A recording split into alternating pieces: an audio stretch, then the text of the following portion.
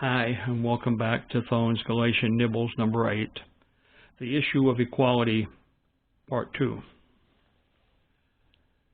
Again, this is from the same area as last time, Galatians 2:11 through 13. But when Peter had come to Antioch, I withstood him to the face, because he was to be blamed.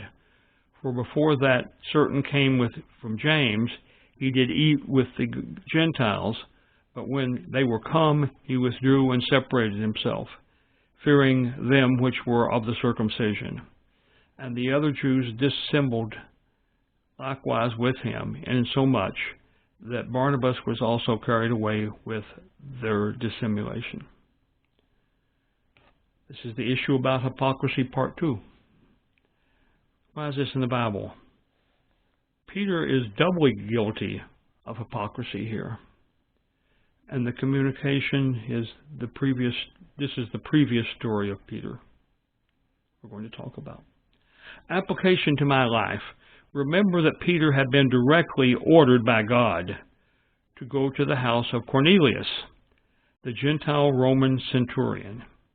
There, he had entered the house of Cornelius, preached the gospel there, seen the Holy Spirit acting in each of Cornelius' household, and had led the baptism of all these Gentiles. In fact, he had been accused by the brethren back in Jerusalem of this offense. But upon full explanation that this had been the will of God, he was supported by the leadership in Jerusalem. The previous devotional pointed out that he was not consistent with what he had said. Today we see he was also not consistent with the acts he had previously performed.